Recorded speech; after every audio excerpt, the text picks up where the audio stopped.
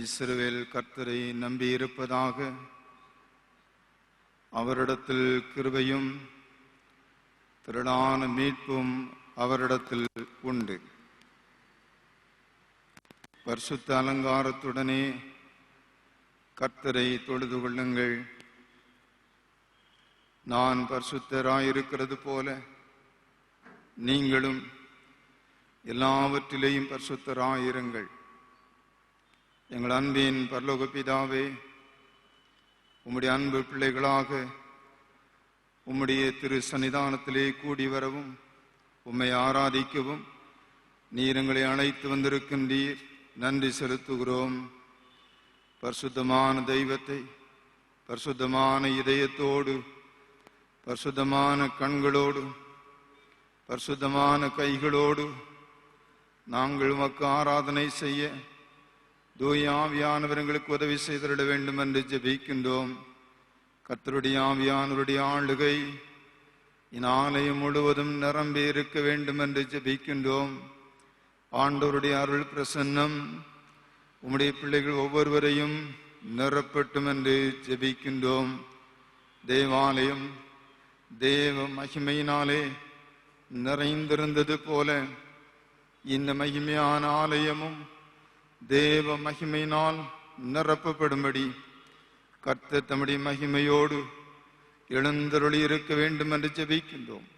ஆராதிக்க வந்திருக்கின்ற அனைவரையும் ஒன்றுபட்ட மனதையும் ஒன்றுபட்ட இருதயத்தையும் தந்து ஒரே தகப்பனாய் உம்மை ஆராதித்து கனப்படுத்த கிருபை தர வேண்டும் என்று ஜெபிக்கின்றோம். நீரே பொறுப்பேற்றுக் கொள்ளும். இயேசு கிறிஸ்துவின் மூலம் தாழ்மையோடு வேண்டிக் கொள்ளுகிறோம் பிதாவே, ஆமேன். ஆண்டவருடைய பரிசுத்த நாமத்தின் மகிமைக்கென்று கீதங்கள் 97 பாடுவோம். திவ்ய பாலன் பிறந்தீரே. 97வது கீதங்கள் பாடுவோம்.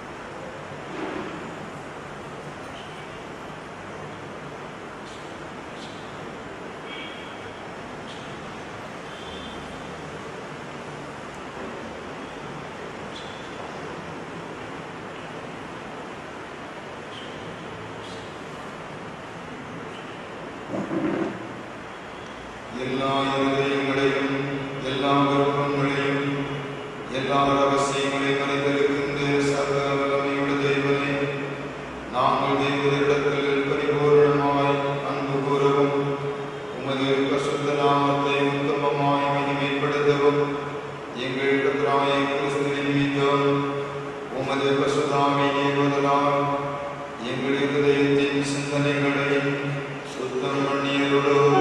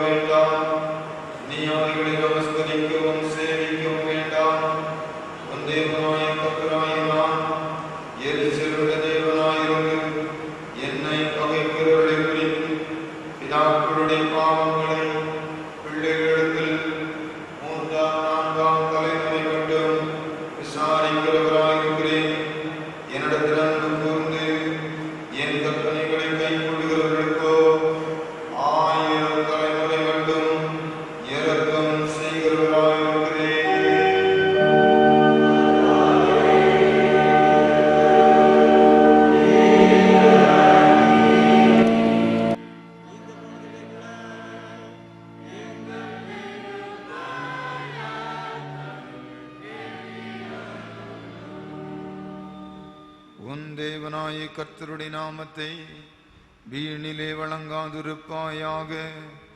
கர்த்தர் தம்முடைய நாமத்தை வீணிலே வழங்குகிறவனை தண்டியாமல் விடா.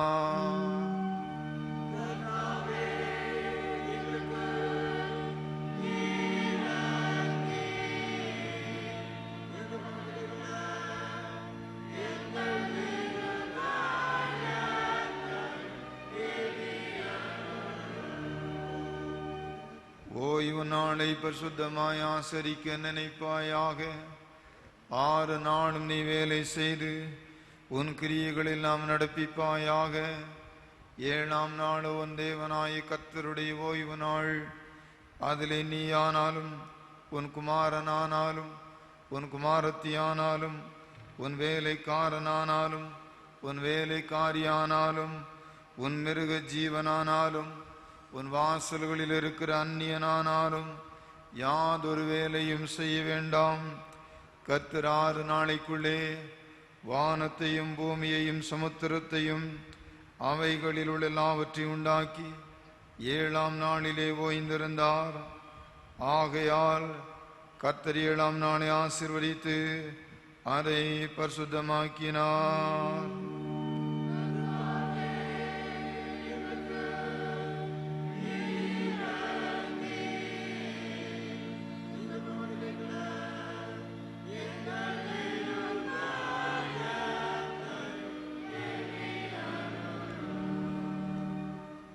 தேவனாய கர்த்தர் உனக்கு கொடுக்கிற தேசத்திலே உன் நாட்கள் நீடித்திருப்பதற்கு உன் தகப்பனையும் உன் தாயையும் கனம் பண்ணுவாயாக.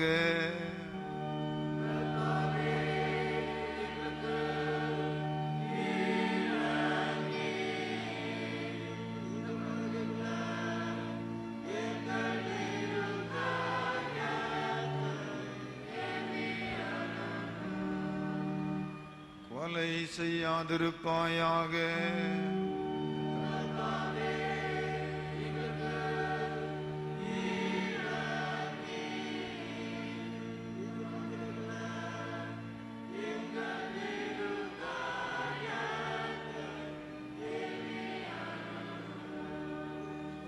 விபச்சாரம் செய்யாதிருப்பாயாக.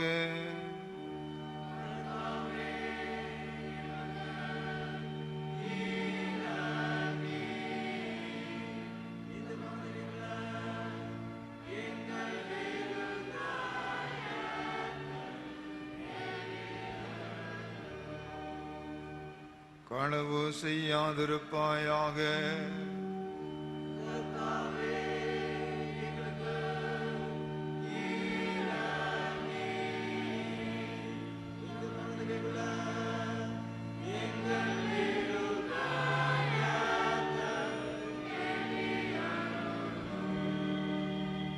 பிறனுக்கு விரோதமாக பொய் சாட்சி சொல்லாதிருப்பாயாக.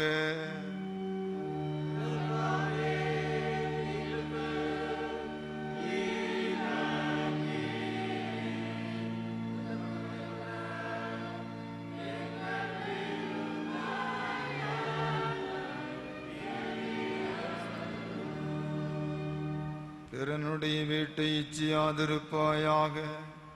பிறனுடைய மனைவியையும் அவனுடைய வேலைக்காரனையும் அவனுடைய வேலைக்காரியையும் அவனுடைய எருதையும் அவனுடைய கழுதையையும் பின்னும் பிறனுக்குள்ள யாதொன்றையும் இச்சியாதிருப்பாயாக.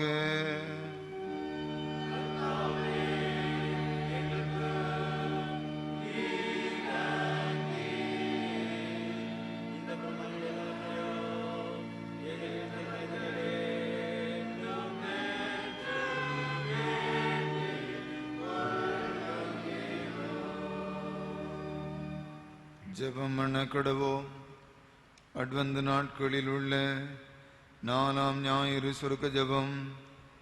ஆண்டவரே, உம்முடைய வல்லமையோடு எழுந்தருளி எங்கள் நடுவில் வந்து மிகுந்த பலத்தோடு எங்களுக்கு சகாயம் செய்யும். எங்களுக்கு முன் வைத்திருக்கிற பந்தய சாலையில் ஓடாதபடி எங்கள் பாவங்களாலும் அக்கிரமங்களாலும் தடுக்கப்பட்டு இருக்கிற எங்களை தேவரீருடைய பூரண கிருபையினாலும் இரக்கத்தினாலும் கண்ணோக்கி பார்த்து தீவிரமாய் உதவி செய்ய வேண்டுமென்று எங்கள் கர்த்தராயிருக்கிற உமது குமாரனுடைய உத்தரவாத புண்ணியத்தின் நிமித்தம் வேண்டிக் கொள்கிறோம். அவருக்கும் உமக்கும் பரிசுத்த ஆவிக்கும் சதா காலமும் கனமும் மகிமையும் உண்டாவதாக.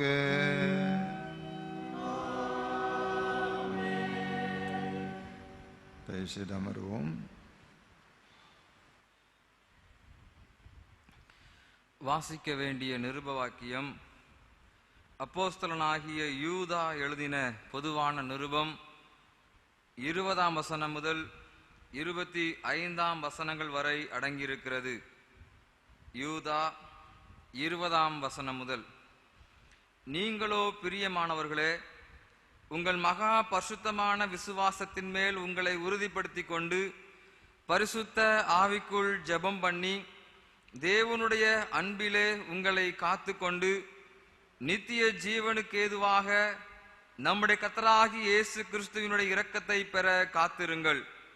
அல்லாமலும் நீங்கள் பகுத்தறிவுள்ளவர்களாயிருந்து சிலருக்கு இரக்கம் பாராட்டி சிலரை அக்கினியிலிருந்து இழுத்துவிட்டு பயத்தோடு ரட்சித்து மாம்சத்தால் கரைப்பட்டிருக்கிற வஸ்திரத்தையும் வெறுத்து தள்ளுங்கள். வழுவாதபடி உங்களை காக்கவும் தமது மகிமையுள்ள சன்னிதானத்திலே மிகுந்த மகிழ்ச்சியோடு உங்களை மாசற்றவர்களாய் நிறுத்தவும் வல்லமையுள்ளவரும் தாம் ஒருவரே ஞானமுள்ளவருமாகிய நம்முடைய இரட்சகரான தேவனுக்கு கனமும் மகத்துவமும் வல்லமையும் அதிகாரமும் இப்பொழுதும் எப்பொழுதும் உண்டாவதாக. ஆமேன். வாசிக்கண் நிருப வாக்கியம் வாசித்து முடிந்தது.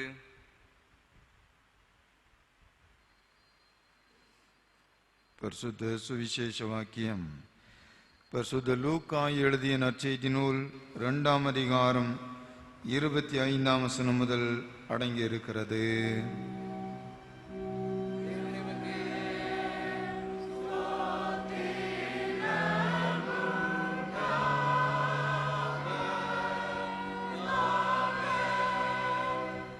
பரிசுத்த லூக்கா எழுதிய நற்செய்தி நூல் 2ஆம் அதிகாரம் 25ஆம் வசனம் முதல்.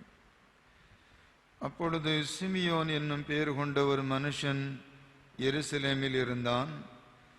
அவன் நீதியும் தேவ பக்தியும் உள்ளவனாயும் இஸ்ரவேலின் ஆறுதல் வர காத்திருக்கிறவனாயும் இருந்தான். அவன் மேல் பரிசுத்த ஆவி இருந்தார். கர்த்தருடைய கிறிஸ்துவை நீ காணும் முன்னே மரணமடைய மாட்டாய் என்று பரிசுத்த ஆவியினாலே அவனுக்கு அறிவிக்கப்பட்டும் இருந்தது. அவன் ஆவியின் ஏவுதலினால் தேவாலயத்திலே வந்திருந்தான். இயேசு என்னும் பிள்ளைக்காக நியாயப்பிரமாண முறைமையின்படி செய்வதற்கு தாய் தகப்பன்மார் அவரை உள்ளே கொண்டு வருகையில் அவன் அவரை தன் கைகளில் ஏந்தி கொண்டு தேவனை ஸ்தோத்தரித்து, ஆண்டவரே, உமது வார்த்தையின்படி உமது அடியேனை இப்பொழுது சமாதானத்தோடு போக விடுகிறீர். பிரஜாதிகளுக்கு பிரகாசிக்கிற ஒளியாகவும் உம்முடைய ஜனமாய் இஸ்ரவேலுக்கு மகிமையாகவும் தேவரீர் சகல ஜனங்களுக்கு முன்பாக ஆயத்தம் பண்ணின உம்முடைய நற்சன்யத்தின் கண்கள் கண்டது என்றான். அவரை குறித்து சொல்லப்பட்டவைகளுக்காக யோசேப்பும் அவருடைய தாயாரும் ஆச்சரியப்பட்டார்கள். இன்னும் சிமியோன் அவர்களை ஆசீர்வதித்து அவருடைய தாயாகிய மரியாளை நோக்கி, இதோ அநேகருடைய இருதய சிந்தனைகள் வெளிப்படத்தக்கதாக இஸ்ரவேலில் அநேகர் விழுகிறதற்கும் எழுந்திருக்கிறதற்கும் விரோதமாக பேசப்படும் அடையாளமாவதற்கும் இவர் நியமிக்கப்பட்டிருக்கிறார். உன் ஆத்துமாவையும் ஒரு பட்டயம் உருவி போகும் என்றான்.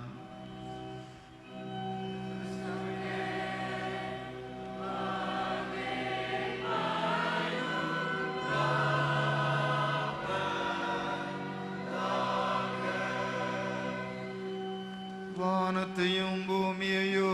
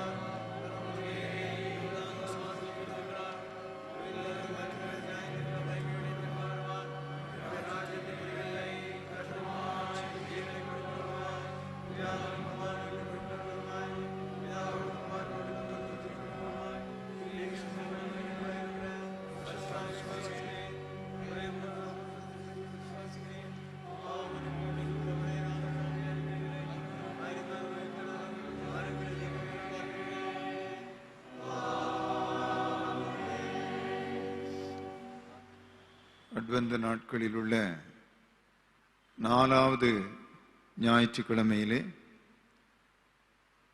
ஏஞ்சல்ஸ் கேண்டில் என்று சொல்லக்கூடிய சமாதானத்தின் தீபத்தை நாம் ஏற்றி ஆண்டவரை மகிமைப்படுத்த இருக்கின்றோம்.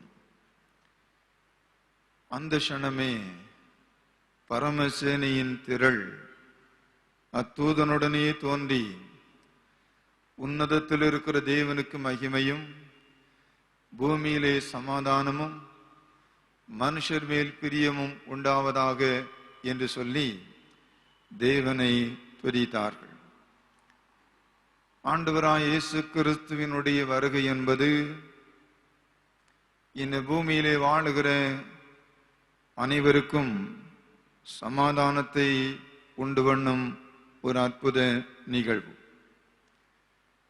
மனிதர்கள் ஒருவருக்கொருவர் சமாதானத்தையும் கடவுளுடைய படைப்புகளோடு நல்லுறவையும் ஏற்படுத்தி கொண்டு வாழ வேண்டும் என்பதை கிறிஸ்துவின் சமாதானம் நமக்கு சுட்டி காட்டுகிறது. ஆகையினாலே சமாதான கர்த்தர் வருமளவும் இந்த பூமியிலே அவர் கொண்டு வந்த சமாதானத்தை நாம் ஒருவரோடு ஒருவரும் அவருடைய படைப்புகளோடும் பகிர்ந்து கொள்ள உறுதி ஏற்றுக்கொள்வோம். ஆண்டவருடைய சமாதானம் நம்மிலே நிலைத்திருக்கட்டும். சமாதானத்தின் ஒளியை நாம் ஏற்றுவோம். ஒளி உண்டாக கடவுது என்று சொன்னார். ஒளி உண்டாயிற்று.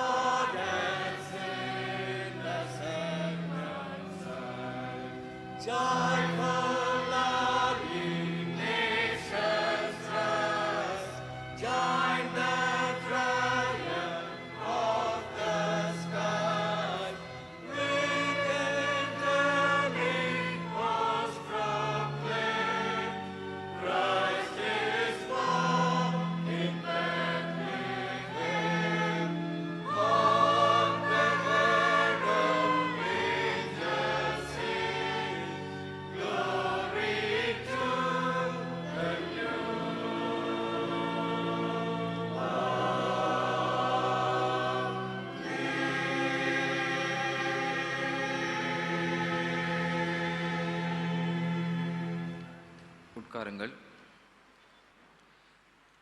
பரிசுத்த விவாக அறிக்கை.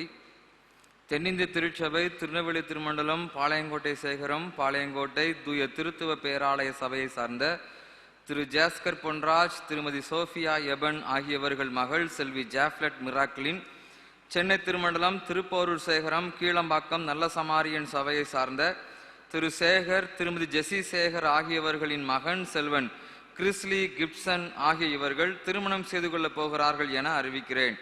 இது இவர்களுக்கு 3ஆம் அறிக்கை.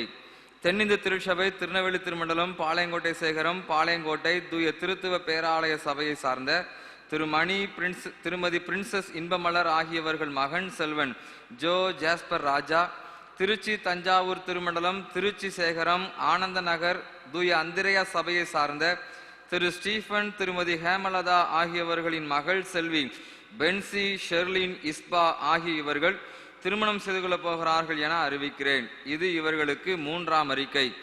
தென்னிந்திய திருச்சபை, திருநெல்வேலி திருமண்டலம், பாளையங்கோட்டை சேகரம், பாளையங்கோட்டை தூய திருத்துவ பேராலய சபையை சார்ந்த திரு செல்வராஜ், திருமதி ரீட்டா ஆகியவர்கள் மகள் செல்வி அன்பரசி, திருநெல்வேலி திருமண்டலம், களக்காடு சேகரம், சிதம்பரபுரம் கிறிஸ்து ஆலயம் சபையை சார்ந்த திரு ஜான் ராதா, திருமதி கிறிஸ்டியால் ஆகியவர்களின் மகன் செல்வன் அந்தோணி ஆகியவர்கள் திருமணம் செய்து கொள்ளப் போகிறார்கள் என அறிவிக்கிறேன். இது இவர்களுக்கு 3ஆம் அறிக்கை. தென்னிந்திய திருச்சபை, திருநெல்வேலி திருமண்டலம், பாளையங்கோட்டை சேகரம், பாளையங்கோட்டை தூய திருத்துவ பேராலய சபையை சார்ந்த திரு மோசஸ் செல்வநாயகம், திருமதி தங்கம் ஆகியவர்கள் மகள் செல்வி ஆட்லின் டாப்னி அன்பு, திருநெல்வேலி திருமண்டலம், நாஞ்சான்குளம் சேகரம், நாஞ்சான்குளம் தூய யோவான் சபையை சார்ந்த திரு சாம்வேல் ஞானதுரை, திருமதி ஜாஸ்மின் ஆகியவர்களின் மகன் செல்வன் ஜான் ஆஸ்லின் ஆகிய இவர்கள் திருமணம் செய்து கொள்ளப் போகிறார்கள் என அறிவிக்கிறேன். இது இவர்களுக்கு 2ஆம் அறிக்கை. தென்னிந்திய திருச்சபை, திருநெல்வேலி திருமண்டலம், மேலப்பாளையம் சேகரம், சேவியர் காலனி தூய பேதுரு ஆலயம் சார்ந்த திரு ராஜசேகரன், திருமதி சாந்தி குளோரி எமரால்ட் ஆகியவர்கள் மகன் செல்வன் ஆண்ட்ரூ முத்துராஜன், திருநெல்வேலி திருமண்டலம், கிறிஸ்டியா நகர் சேகரம், கிறிஸ்டியா நகர் தூய தேற்றரவாளன் சபையை சார்ந்த திரு இன்பராஜன், திருமதி சாந்தி இன்பராஜன் ஆகியவர்களின் மகள் செல்வி பொன் ஷேரன் ஆகிய இவர்கள் திருமணம் செய்து கொள்ளப் போகிறார்கள் என அறிவிக்கிறேன். இது இவர்களுக்கு 2ஆம் அறிக்கை. தென்னிந்திய திருச்சபை, திருநெல்வேலி திருமண்டலம், பாளையங்கோட்டை சேகரம், பாளையங்கோட்டை தூய திருத்துவ பேராலய சபையை சார்ந்த திரு பிரான்சிஸ் பிரேம்சிங், திருமதி ஜெசின் பிரான்சிஸ் ஆகியவர்கள் மகன் செல்வன் ரிச்சர்ட் சிங் சாம்வேல், திருநெல்வேலி திருமண்டலம், பரப்பாடி கிழக்கு சேகரம், பரப்பாடி கிழக்கு மறுரூப ஆலயம் சபையை சார்ந்த திரு பகவத் சிங் டேனியல் மதிவண்ணன், திருமதி செலினா ஆகியவர்களின் மகள் செல்வி ஜெஃபிமா ஜாக்பத் ஆகிய இவர்கள் திருமணம் செய்து கொள்ளப் போகிறார்கள் என அறிவிக்கிறேன். இது இவர்களுக்கு 2ஆம் அறிக்கை. இவர்களை தூய திருமண நிலையில் சேர்த்து கொள்ளக்கூடாத நியாயமான காரணமாவது தடையாவது உண்டென்று உங்களில் யாராவது அறிந்திருந்தால் அதை எழுத்து மூலம் சேகர தலைவர் அவர்களுக்கு தெரிவிக்க வேண்டும். அருமையான மணமக்களுக்காக தலைவணங்கி நாம் செபிப்போம். குடும்ப வாழ்வை ஆசீர்வதித்து அதை பழுகவும் பெருகவும் பண்ணுகின்ற எங்கள் நல்ல ஆண்டவரே, இந்த நல்ல நாளிலே நம்முடைய சமூகத்திலே திருமண வீட்டாருக்காக நாங்கள் ஜெபிக்கும்படி தேவன் தந்திருக்கிற கிருபைகளுக்காக நன்றியோடு உம்மை துதிக்கிறோம். அருமையான குடும்பங்களிலே இந்த காரியங்களை கர்த்தராகிய ஆண்டவர் இம்மட்டுமாய் நேர்த்தியாய் செய்து வருகிறீர். ஸ்தோத்திரம். அவருடைய கையிட்டும் செய்ய எல்லா காரியங்களிலும் வெற்றியை கொடுப்பதற்காக நன்றியோடு உம்மை துதிக்கிறோம், ஸ்தோத்திரம் செலுத்துகிறோம். தொடர்ந்து உம்முடைய கரம் பிள்ளைகளோடு தங்கியிருப்பதாக, அவள் வேண்டுகின்ற நன்மைகளை எங்கள் ஆண்டவர் நீ நிறைவாக கொடுத்துள்ள வேண்டுமா நாங்கள் ஜெபிக்கிறோம். குறிப்பாக திருமண வாழ்க்கைக்கென்று ஆயத்தப்படுகின்ற அன்பான மணமக்களை உம்முடைய கரத்திலே நாங்கள் தாழ்த்தி அர்ப்பணிக்கிறோம். கர்த்தாவே, நான் உனக்கு போதித்து நீ நடக்க வேண்டிய வழி உனக்கு காட்டுவேன், உன்மேல் என் கண்ணை வைத்து உனக்கு ஆலோசனை சொல்லுவேன் சொன்ன தேவனுடைய குடும்ப வாழ்க்கையிலே அவர் நடக்க வேண்டிய பாதையை ஆண்டவர் காட்டுவீராக. சிறந்த ஆலோசனைகளை ஆண்டவர் கொடுப்பீராக. நீர் அப்படி நடத்துவது நிமித்தமாக சமுதாயத்தில் நல்ல ஒரு கிறிஸ்தவ குடும்பமாக வாழ்ந்து உயர்ந்திருப்பதற்கு ஆண்டவர் நீர் கிருபை தர வேண்டும் என்று நாங்கள் ஜெபிக்கிறோம். அவருடைய பிரயாணத்திலே கூட இரும், தேவைகளை சந்தியும், நிறைவாய் ஆசீர்வதித்து வழி நடத்தும். இயேசு கிறிஸ்துவின் மூலமாய் ஜெபிக்கிறோம் நல்ல பிதாவே, ஆமென்.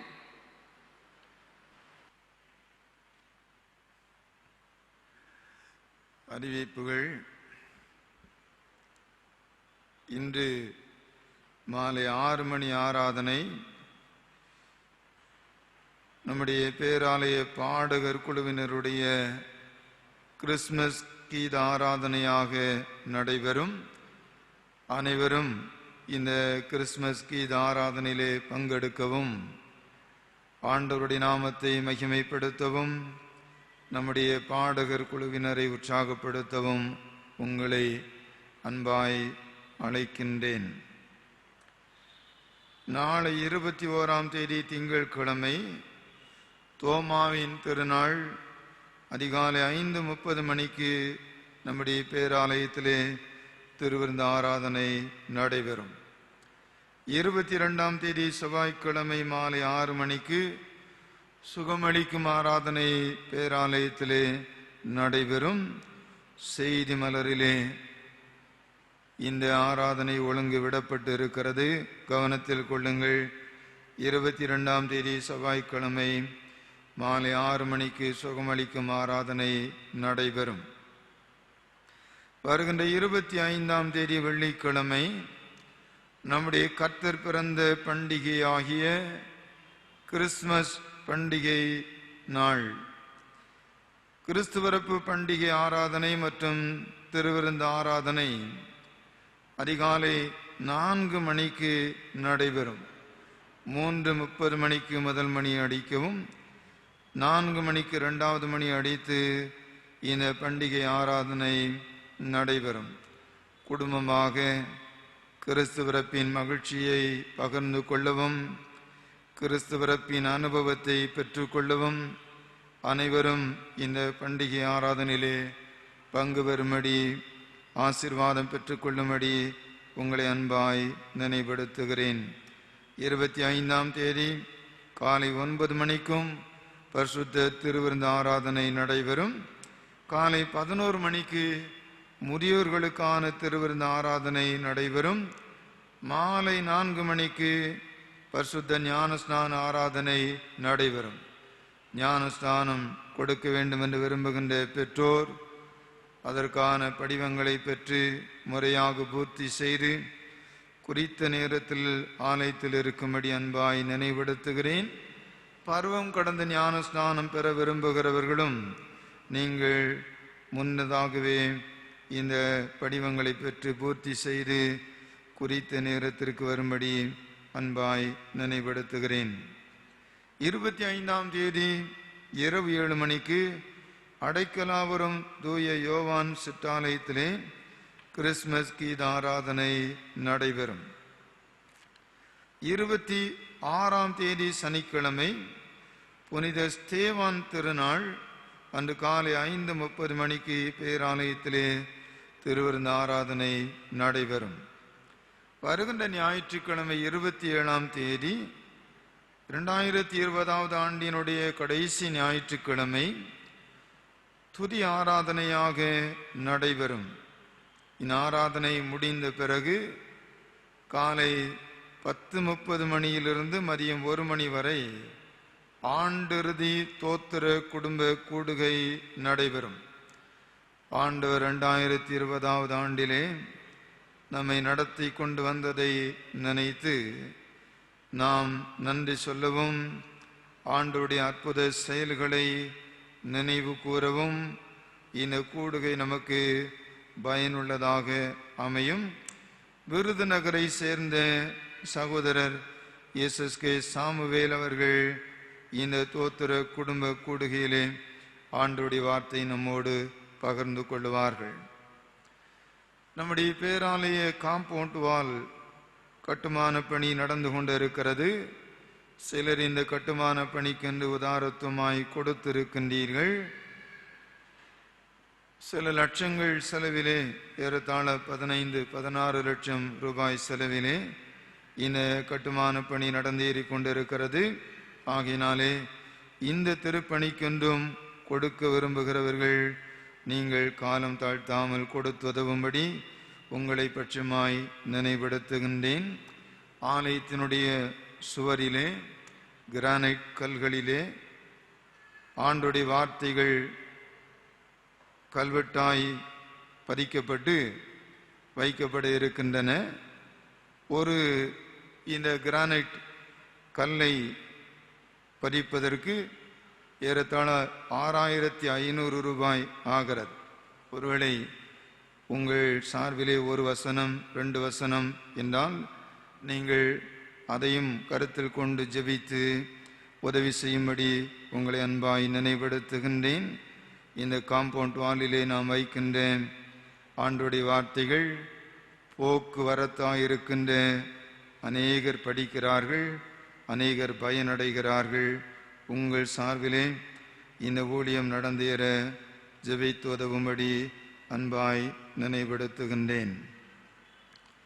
திருநெல்வேலி திருமண்டல தேர்தல் அறிவிப்பு சபை மன்ற தலைவராலே திருத்தப்பட்ட வாக்காளர் பட்டியல் ஒட்டப்பட்டு இருக்கிறது. பார்த்து தெரிந்து கொள்ளும்படி உங்களை அன்பாய் நினைவுபடுத்துகின்றேன்.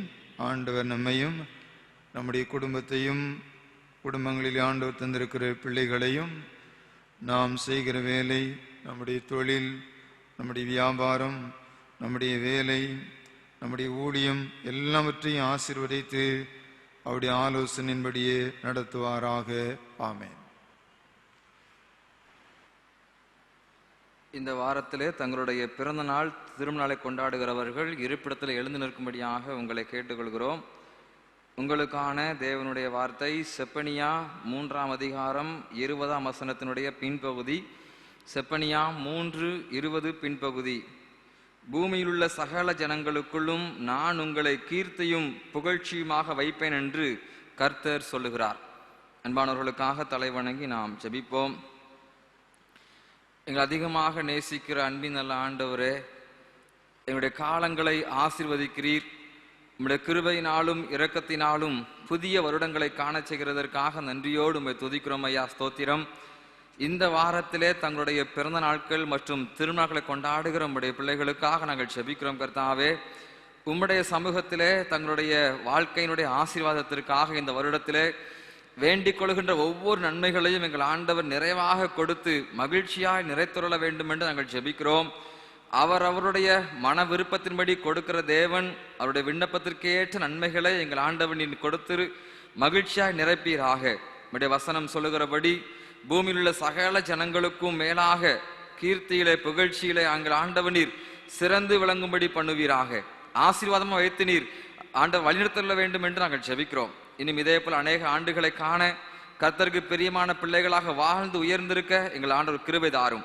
அவள் செய்கின்ற பணிகள், வியாபாரங்கள், தொழில்கள், பிள்ளைகள் படிக்கிற படிப்பு, செய்கிற ஊழியங்கள் எல்லாவற்றிலும் நிறைந்த வர்த்திப்பை ஆண்டவர் கொடுத்து பிள்ளைகளை நீர் வழி நடத்தும். இயேசு கிறிஸ்துவின் மூலமாய் வேண்டிக் கொள்கிறோம் எங்கள் நல்ல பிதாவே.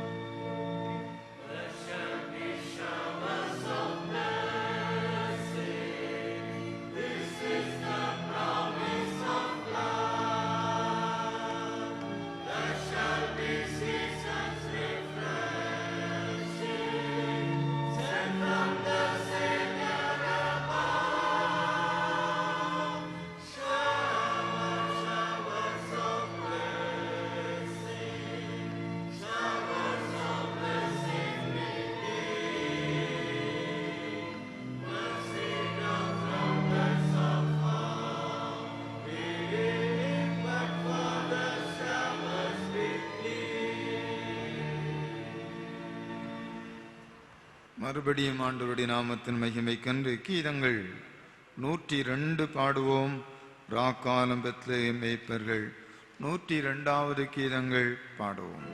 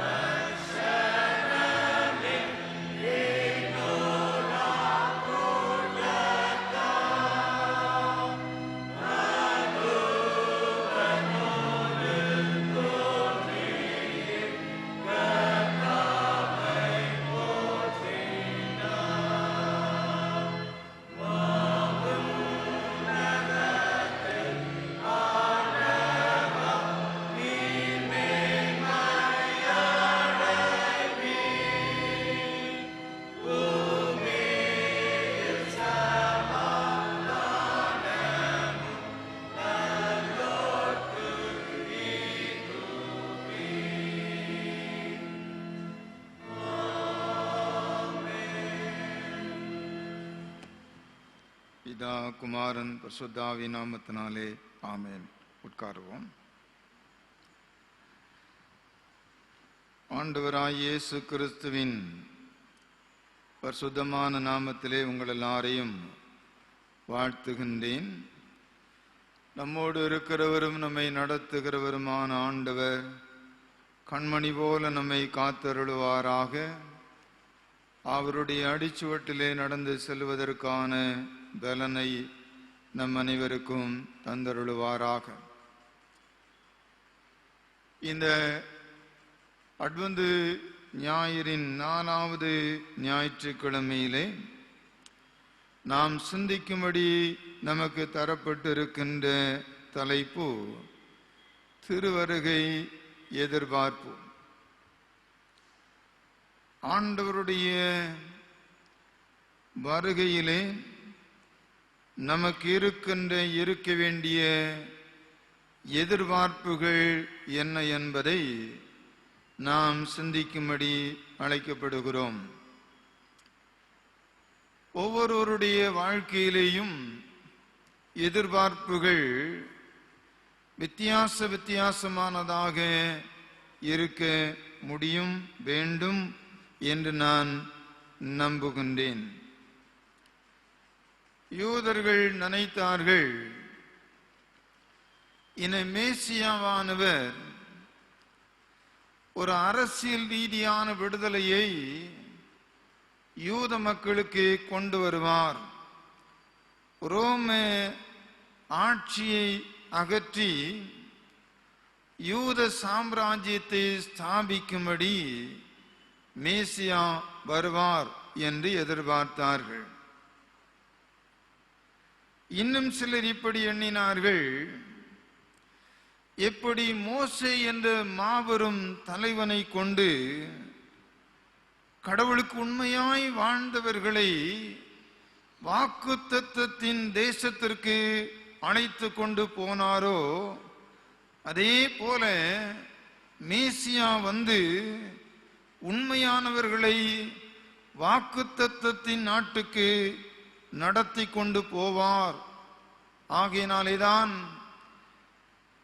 வனாந்தரங்களிலே பாதை உண்டாகும், கரடு முரடானவைகள் சமமாகும், மேடானவைகள் தாழ்ந்து போகும், பள்ளங்கள் எல்லாம் நிரம்பும் என்றெல்லாம் இனி மேசியா வாக்குத்தத்தத்தின் நாட்டுக்கு தம்முடைய பிள்ளைகளை அழைத்து கொண்டு போவதற்கான பாதை சரி செய்யப்படும் என்பதை இங்கே நாம் படிக்க முடியும்.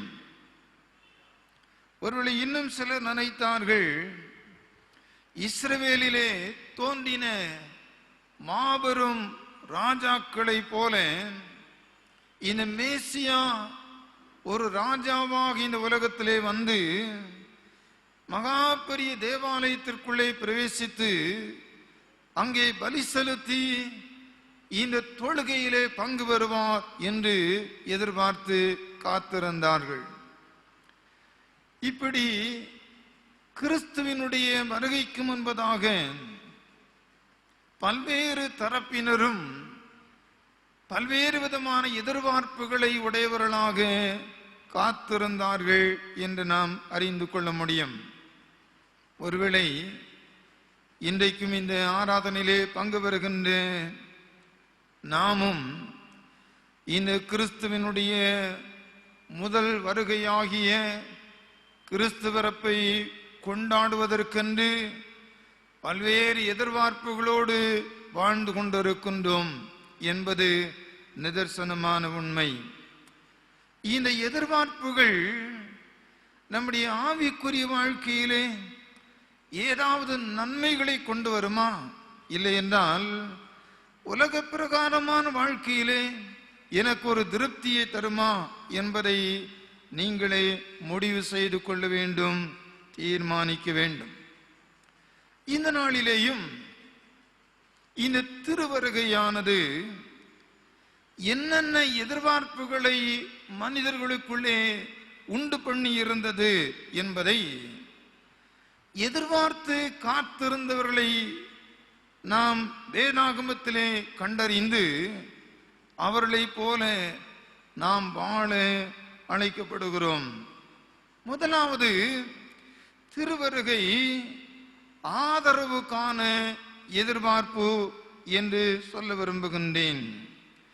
நாம் லூக்கா எழுதிய நற்செய்தி நூலிலே 1 அதிகாரத்தினுடைய 55 வசனத்தை படிக்கின்ற பொழுது, தம்முடைய தாசனாகிய இஸ்ரவேலை ஆதரித்தார்.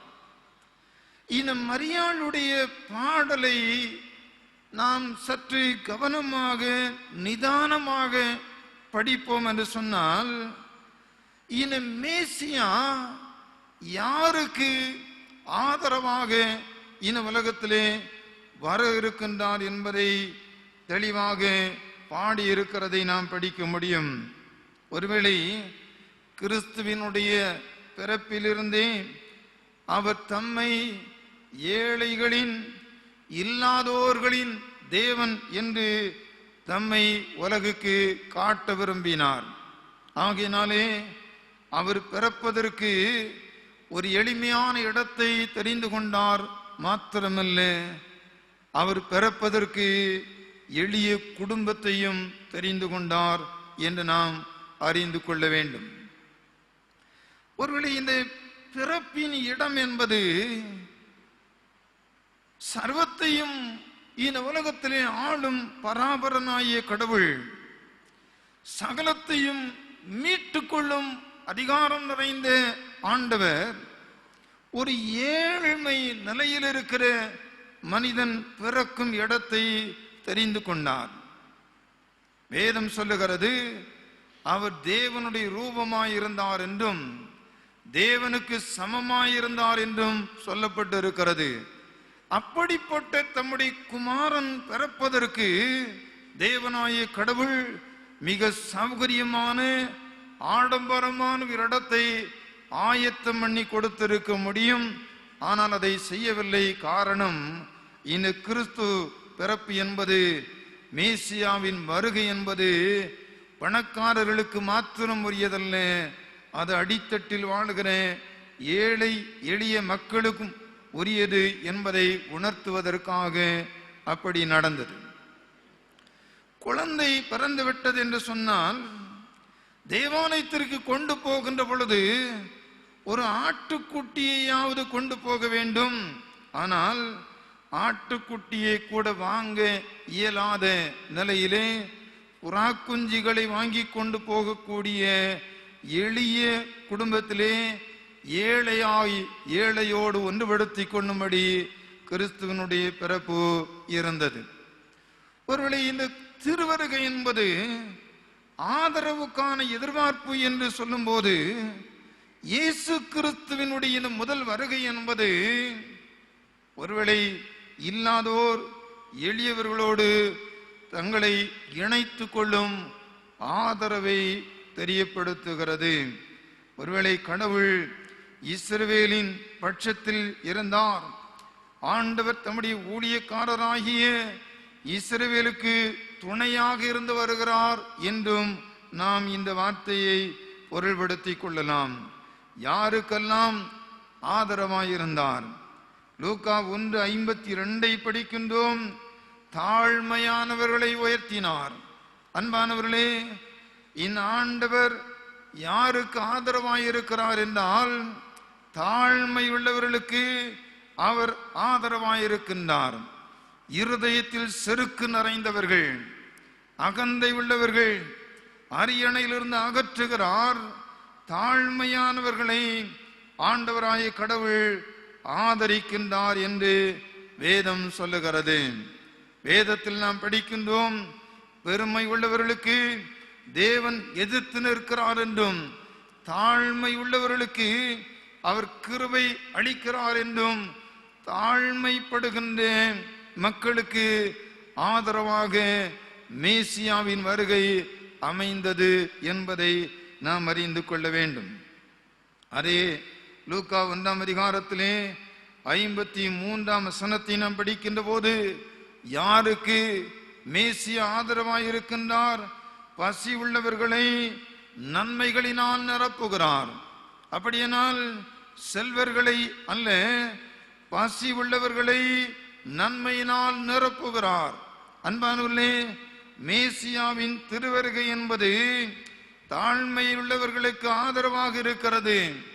மேசியாவின் திருவருகை என்பது பசியோடு தாகத்தோடு உடையின்றி விசாரிப்பாரின்றி அனாதைகளைப் போல கிடக்கின்ற மக்களுக்கு ஆதரவாக இருந்தது என்று திருமறை நமக்கு தெளிவுபடுத்துகிறது. யோவான் ஸ்நானகனுக்கு ஒரு கேள்வி வந்தது. ஒருவேளை எல்லாருக்கும் இயேசுவை அறிமுகப்படுத்தின யோவான் ஸ்நானகனுக்கு சந்தேகம் வருமோ? நிச்சயம் முழுக்கு முனிவர் யோவான் ஸ்நானகனுக்கு இயேசுவை பற்றி சந்தேகம் வந்திருக்க வாய்ப்பில்லை. ஆனால் தன்னை பின்பற்றுகிற சீடர்கள் தன்னுடைய மரணத்திற்கு பின்பதாக அவர்கள் சிதறி போய்விடக் கூடாது, இந்த உண்மையான இந்த தேவாட்டுக்குட்டியாகிய இயேசுவை பின்பற்ற வேண்டும் என்று விரும்பி இந்த யோவான் தன்னுடைய சீடர்கள் இயேசுவை மேசியாவாக அறிந்து கொள்ள வேண்டும் என்பதற்காக ஒரு காரியத்தை செய்தார். மத்தேயு 11ஆம் அதிகாரத்திலே நாம் படிக்கின்றோம். சீடர்களை அழைத்து இயேசுநாதரிடத்திலே அனுப்பி, வருகிறவர் நீர்தானா, இல்லை என்றால் வேறொருவர் வர காத்திருக்க வேண்டுமோ என்று நீங்கள் அவரிடத்திலே போய் விசாரித்து விட்டு வாருங்கள் என்று அங்கே யோவான் ஸ்நானகன் அனுப்புகின்றார். யோவானுடைய சீடர்கள் இயேசுவினிடத்திலே போய், யோவான் இப்படி கேட்டு வர சொல்லி இருக்கிறார், நீர் என்ன சொல்லுகிறீர் என்று கேட்டபோது, நாம் மத்தேயு 11:5 படிக்கின்ற பொழுது இயேசு சொன்னார், குருடர் பார்வை அடைகிறார்கள். அன்பானவர்களே, திருவருகை யாருக்கான ஆதரவு? தாழ்மை உள்ளவர்களுக்கு மாத்திரமல்ல, பசியோடு இருக்கிறவர்களுக்கு மாத்திரமல்ல, குருடர்கள் பார்வையடைகிறார்கள். ஆண்டவர் அவர்களுக்கு ஆதரவாய் இருக்கின்றார். சப்பானிகள் நடக்கிறார்கள், ஆண்டவர் சப்பானிகளுக்கு ஆதரவாய் இருக்கின்றார். குஷ்டரோகிகள் சுத்தமாகிறார்கள், குஷ்டரோகிகளுக்கு ஆதரவாய் இருக்கின்றார். செவிடர் கேட்கிறார்கள், செவிடர்களுக்கு ஆதரவாய் இருக்கின்றார். மரித்தோர் எழுந்திருக்கிறார்கள், மரித்தோருக்கு ஆதரவாய் இருக்கின்றார். தரித்திரருக்கு சுவிசேஷம் பிரசங்கிக்கப்படுகிறது என்று சொன்னார். அன்பானவர்களே, திருவருகை என்பது ஆதரவுக்கான எதிர்பார்ப்பு. இந்த ஆண்டவர் ஒருவேளை இந்த உலகத்திலே எனக்கு யாரும் ஆதரவில்லை, நான் எளியவன், நான் ரொம்ப தாழ்மையானவன், நான் அங்கீனம் உள்ளவன், என்னை யாரும் ஒரு பொருட்டாய் மதிக்கவில்லை என்று நீங்கள் எண்ணிக்கொண்டிருக்கிறீர்களோ, உங்களை ஆதரிக்கும்படி இயேசுவினுடைய வருகை அமைந்திருக்கிறது என்பதை புரிந்து கொள்ள வேண்டும். அப்படியானால் கிறிஸ்துவினுடைய திருவருகை என்பது ஆதரவற்றோருக்கு ஆதரவு கொடுக்கும்படி அமைந்திருக்கிறது. ஆகையினாலே தான் சொன்னேன், திருவருகை ஆதரவுக்கான எதிர்பார்ப்பு. நீங்கள் அப்படி எதிர்பார்த்து வந்திருக்கின்றீர்களா? ஆண்டவரே, நான் ஒரு ஆதரவற்றவனை போல, ஆதரவற்றவளை போல, ஒரு அனாதையை போல இந்த உலகத்தில் நான் வாழ்ந்து கொண்டிருக்கின்றேன். விசாரிப்பாரற்று, கேட்பாரற்று, எல்லாராலும் புறந்தள்ளப்பட்டு ஒதுக்கப்பட்ட நிலையிலே நான் வாழ்ந்து கொண்டிருக்கின்றேனே என்று நீங்கள் வந்திருப்பீர்கள் என்று சொன்னால், அன்புக்குரியவர்களே, திருவருகை ஆதரவற்ற உங்களுக்கானது என்பதை நாம் அறிந்து கொள்ள முடிகிறது. அப்படியானால் ஆண்டவர் நம்மை ஆதரிக்கும்படி இந்த உலகத்திலே வந்திருக்கின்றார். இரண்டாவதாக, திருவருகை ஆறுதலுக்கான எதிர்பார்ப்பு என்று சொல்ல விரும்புகின்றேன். லூக்கா எழுதிய நற்செய்தி நூலிலே 2ஆம் அதிகாரத்தினுடைய 25ஆம் வசனத்தை நாம் படிக்கின்றோம். அப்பொழுது சிமியோன் என்னும் பெயர் கொண்ட ஒரு மனுஷன் எருசலேமில் இருந்தான். அவன் நீதியும் தேவபக்தியும் உள்ளவனாயும் இஸ்ரவேலின் ஆறுதல் வர காத்திருக்கிறவனாயும் இருந்தான் என்று நாம் படிக்கின்றோம். அப்படியானால் திருவருகை ஆறுதலுக்கான எதிர்பார்ப்பு. இந்த சிமியோன் என்ற தேவ மனிதன் இந்த ஆறுதல் என்றைக்கு இஸ்ரவேலுக்கு வந்து சேரும் என்று அவர் காத்து கொண்டிருந்ததாக வேதம் நமக்கு சொல்லுகிறது. ஏனென்றால் இந்த ஆறுதல் இஸ்ரவேலுக்கு தீர்க்கர்களின் வழியாய் வாக்குரைக்கப்பட்டது. ஏசாயா 40 அதிகாரத்தினுடைய முதல் வசனத்தையும் 49 அதிகாரத்தினுடைய 12 வசனத்தையும் 57 அதிகாரத்தினுடைய 12 வசனத்தையும் 66 அதிகாரத்தினுடைய 13 வசனத்தையும் நாம் படிக்கின்ற பொழுது இந்த ஆறுதல் சீயோனுக்கு வரும் என்று ஆண்டவர் தம்முடைய தீர்க்கர்களை கொண்டு வாக்குரைத்திருக்கின்றார் என்பதை அறிந்து கொள்ள முடிகிறது. அப்படியானால் மேசியாவை பற்றிய நம்பிக்கை ஒன்று மாத்திரமே இஸ்ரவேலுக்கு ஆறுதல் ஆகையினாலே பாரம்பரியமாய் ஜெபிக்கின்ற எல்லா யூதர்களும் ஒரு ஜெபத்தை இப்படி ஏறெடுப்பார்கள். மே ஐ see the consolation of Israel. நான் இஸ்ரவேலுக்கு வருகின்ற ஆறுதலை காண்பேனாக என்று ஒவ்வொரு யூதனும் ஒவ்வொரு முறை ஜெபிக்கும் போதும் ஜெபிப்பான். எதற்காக? மேசியாவின் வருகைக்கு காத்திருக்கிறவர்கள். ஆண்டவரே, இஸ்ரவேலுக்கு வரக்கூடிய ஆறுதலை நான் என் வாழ்நாளிலே காண செய்யும் என்று ஒவ்வொரு யூதனும் தவறாமல் ஜெபிப்பான். இப்போது சிமியோன் அதே பாரம்பரியத்தில் வந்தவர், இதே ஜெபத்தை செய்து கொண்டிருக்கின்றவர்.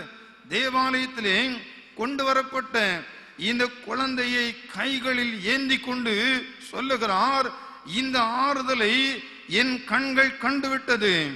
இந்த இஸ்ரவேலுக்கு வரக்கூடிய ஆறுதல், இந்த மேசியாவின் திருவருகை என் கண்கள் கண்டது என்று கண் குளிர தான் ஜெபித்த ஜெபத்திற்கு பதில் கிடைத்து விட்டது என்பதை பூரிப்போடு உணர்ந்து பிள்ளை கைகளில் ஏந்தி கொண்டு ஆசீர்வதித்ததாக வேதம் நமக்கு தெளிவுபடுத்துகிறது. அன்பானவர்களே, இந்த ஆண்டவராகிய இயேசு கிறிஸ்துவின் திருவருகை என்பது ஆறுதலுக்கான எதிர்பார்ப்பு.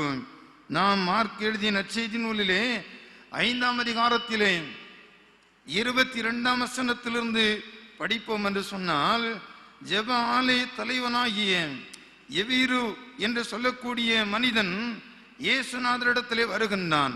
வந்து சொல்லுகிறான், ஐயா, என்னுடைய குமாரத்தி மரண அவஸ்தையாயிருக்கிறாள், நீர் வந்து அவள் மேல் உம்முடைய கையை வையும், அப்பொழுது பிழைத்துக் கொள்ளுவாள் என்று சொல்லி ஆண்டவரிடத்திலே வருந்தி கேட்கின்றான்.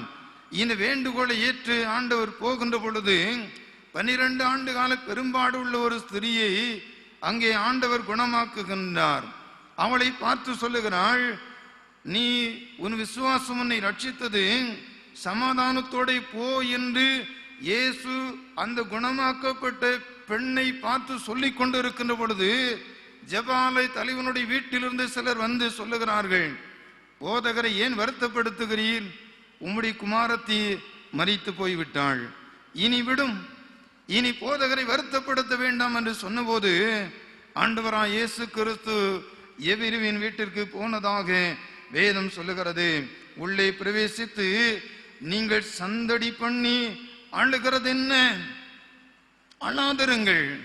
இந்த திருவருகை மேசியா இந்த உலகத்திலே வந்ததற்கான காரணம் என்ன? அழுது கொண்டிருக்கின்ற மனிதர்களுடைய கண்ணீரை துடைக்கும்படி நான் வந்திருக்கிறேன். நீங்கள் சந்தடி பண்ணி அழுகிறது என்ன? சிறுபிள்ளை மரிக்கவில்லை, தலித்தாகுமி என்று சொன்னார். உடனே சிறுவன் எழுந்திருந்தாள் என்று வேதம் சொல்லுகிறது. அன்பானவர்களே, கிறிஸ்துவின் திருவருகை ஆறுதலுக்கான எதிர்பார்ப்பு என்று சொல்லுகிறேன்.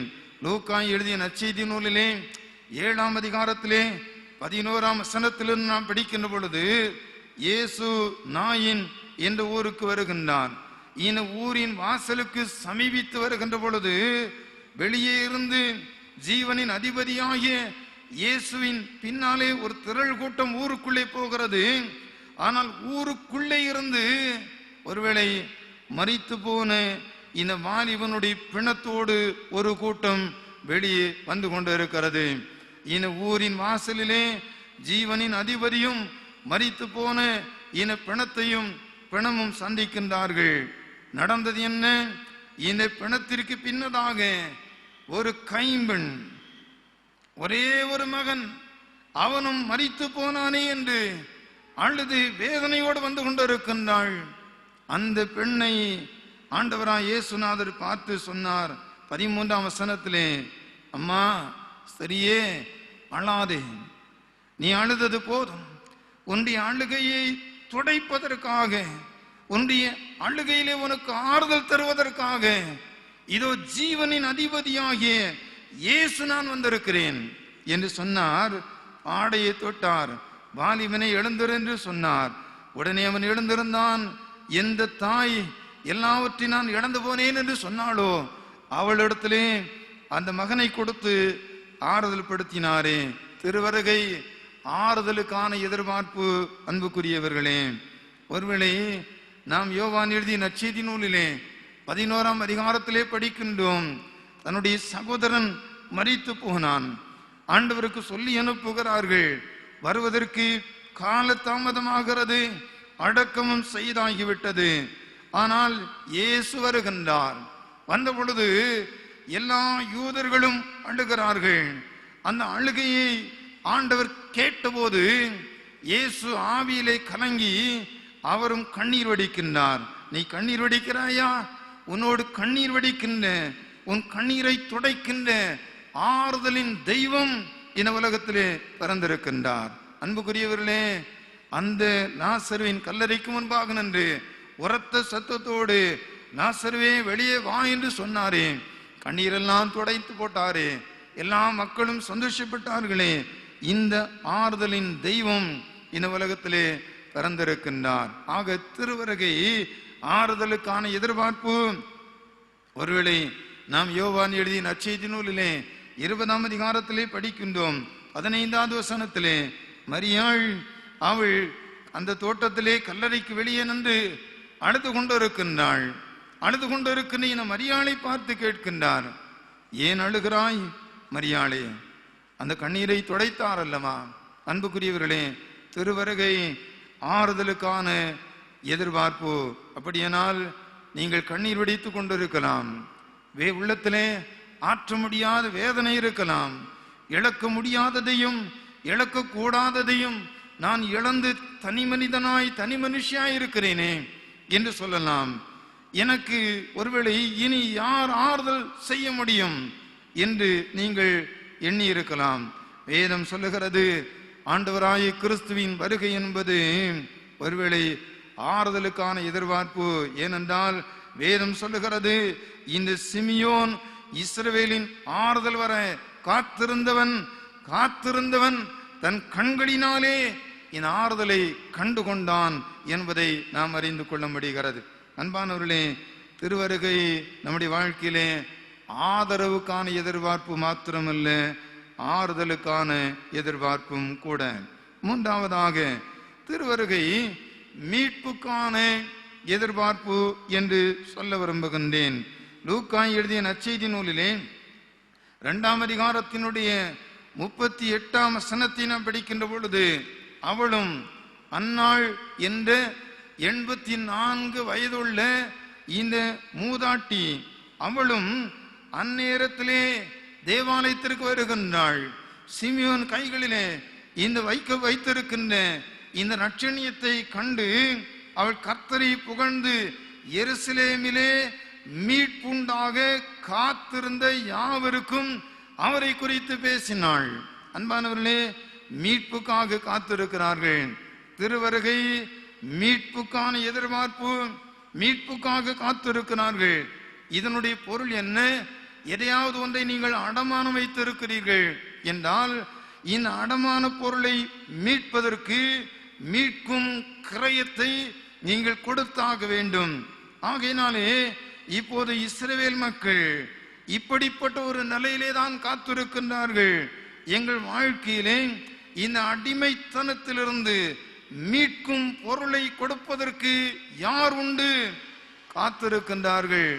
அப்படிப்பட்ட காத்திருந்த மக்களுக்கு தான் இந்த லூக்கா 2:38 படிக்கிறோம், நீங்கள் மீட்பு எங்கே வரப்போகிறது, எப்படி வரப்போகிறது யார் நமக்கு மீட்பை தரப்போகிறார்கள் என்று அங்கலாய்க்கிறீர்கள் அல்லவா? உங்களுக்கு மீட்பர் பிறந்து விட்டார் என்பதை தெளிவுபடுத்துகிறதை நாம் அறிந்து கொள்ள முடிகிறது. அன்பானவர்களே, இயேசுவை பார்த்தவுடனே இதுகாரும் எந்த மீட்பை காண வேண்டும் என்று விரும்பினார்களோ அந்த மீட்கும் பொருளை அவர்கள் கண்டுபிடித்து விட்டார்கள். எருசலேமின் மீட்பு என்பது அரசியல் சார்ந்த மீட்பு அல்ல. ஆகையினாலே தான் இந்த செய்தியின் தொடக்கத்திலே சொன்னேன், இது ஒரு அரசியல் சார்ந்த விடுதலை மீட்பு அல்ல. அப்படியானால் மேசியாவினாலே வருகின்ற உண்மையான மீட்பு என்பது இந்த உலகத்திலே அடிமைப்பட்டு அடமானமாய் வைக்கப்பட்டு வாழ்ந்து கொண்டிருக்கின்ற மனிதர்களுக்கு கிடைக்கின்ற ஒரு பெரிய விடுதலை என்பதை குறிக்கணும். ஏசாயா 52 அதிகாரத்தினுடைய 9 வசனத்தை நாம் படிக்கின்றோம். எருசலேமின் பாழான ஸ்தலங்களே, முழங்கி ஏகமாய் கம்பீரித்து பாடுங்கள். கர்த்தர் தம்முடைய ஜனங்களுக்கு ஆறுதல் செய்து எருசலேமை மீட்டு கொண்டார். எதை குறித்து இங்கே பாடுகிறார்? கிறிஸ்துவினுடைய வருகையை பற்றி தான் இங்கே குறிப்பிடுகிறார். மத்திய 20 அதிகாரத்தினுடைய 28 வசனத்தையும் மார்க்கு 10 அதிகாரத்தினுடைய 45 வசனத்தையும் நாம் படிக்கின்ற பொழுது, அப்படியே மனுஷகுமாரனும் ஊழியம் கொள்ளும்படி வராமல் ஊழியம் செய்யவும் அநேகரை மீட்கும் பொருளாக தம்முடைய ஜீவனை கொடுக்கவும் இந்த உலகத்திலே வந்திருக்கின்றார். அது ஒரு மீட்கும் பொருள். திருவருகை மேசியா அது ஒரு மீட்கும் பொருள். மீட்கும் பொருள் இந்த உலகத்திலே வந்துவிட்டது. அநேகரை மீட்கும்படி, உங்களை மீட்கும்படி, என்னை மீட்கும்படி, எனக்காக விலைக்கரையுமாக பொருளாக இயேசு தன் ஜீவனை கொடுத்திருக்கின்றார். அன்புக்குரியவர்களே, அதைத்தான் நாம் அறிந்து கொள்ள வேண்டும்.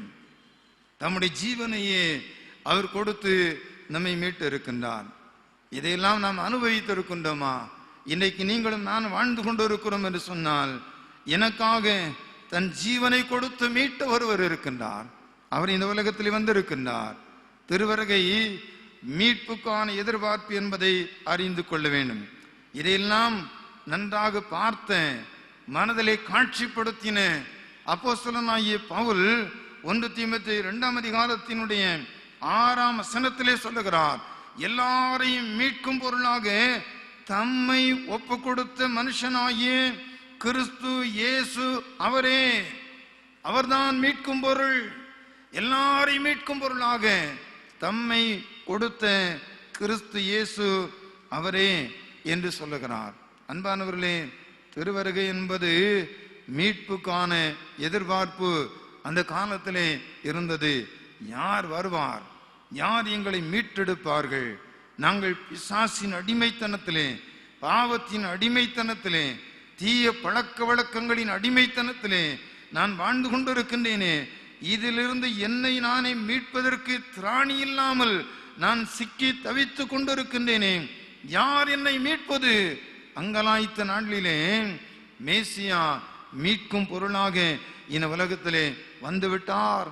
அவராலே இன்றைக்கு நீங்களும் நானும் மீட்கப்பட்டு இருக்கிறோம் பிரியமானவர்களே. அப்படியானால் திருவருகை என்பது எதிர்பார்ப்பு. என்ன எதிர்பார்ப்பை மனிதர்களுக்குள்ளே கொண்டு வந்தது? எந்த எதிர்பார்ப்பு மனிதர்களிலே நிறைவேறினது என்றால், ஒருவேளை நான் எளியவன், நான் தாழ்மையானவன், நான் அங்கு ஈனமுள்ளவன் என்று தன்னை யாரும் கண்டு கொள்ளாத நிலையிலே, ஆதரவில்லாத நிலையில் வாழ்ந்து கொண்டிருக்கின்றீர்களோ, உங்களுக்கு ஆதரவுக்கான ஆதரவை தரும்படியான மேசியாவின் வருகை என்பதை அறிந்து கொள்ள வேண்டும். ஆதரவுக்கான எதிர்பார்ப்பை திருவருகை நமக்கு கொண்டு வருகிறது. மாத்திரமல்ல, வேதனையும் கண்ணீரும் தான் என் வாழ்க்கையிலே மிச்சம். நான் வடிக்கிற கண்ணீர் தான் எனக்கு உணவும் பானமுமாக இருக்கிறது. நித்தம் நித்தம் நான் அழுது கொண்டு இருக்கிறேன் என்று சொல்லுகிறீர்களோ, உங்களை ஆறுதல் படுத்துவதற்காகத்தான் மேசியா வந்திருக்கிறார். திருவருகை ஆறுதலுக்கான எதிர்பார்ப்பு. அடிமைப்பட்டு கிடக்கிறேனே, மீட்பதற்கு யார் உண்டோ என்று அங்கலாய்க்கின்றீர்களோ, மீட்கும் பொருளாகத்தான் மேசியா வந்திருக்கின்றார். திருவருகை என்பது மீட்புக்கான எதிர்பார்ப்பு. இந்த திருவருகை நம்முடைய வாழ்க்கையிலே ஆதரவை தரட்டும், ஆறுதலை கொண்டு வரட்டும், நம்மை மீட்டு ஆண்டவருடைய ராஜ்யத்திலே கொண்டு போய் சேர்க்கட்டும். இந்த கிருபையை நாம் பெற்றுக்கொள்ள ஆண்டவர் நமக்கு உதவி செய்வாராக. ஆமேன். மீண்டும் ஆண்டவருடைய பரிசுத்த நாமத்தின் மகிமைக்கென்று கீதங்கள் 99 பாடுவோம். நள்ளிரவில் மா தெளிவாய். அதைத் தொடர்ந்து கீதங்கள் 74 பாடுவோம்.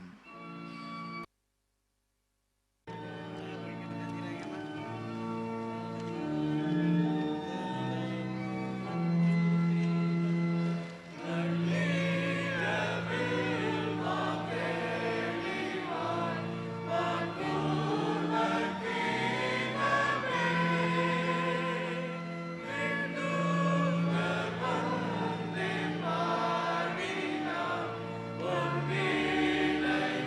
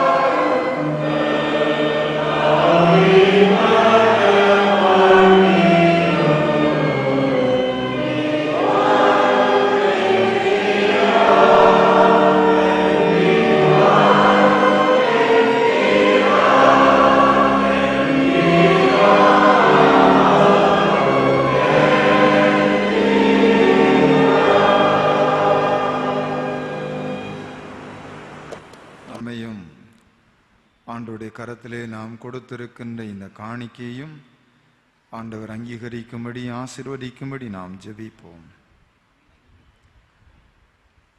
தம்முடைய குமாரனாய் இயேசுவையே எங்களுக்காக தந்திருக்கிறவர் மற்றெல்லாவற்றையும் எங்களுக்கு அருளாதிருப்பது எப்படி சுவாமி?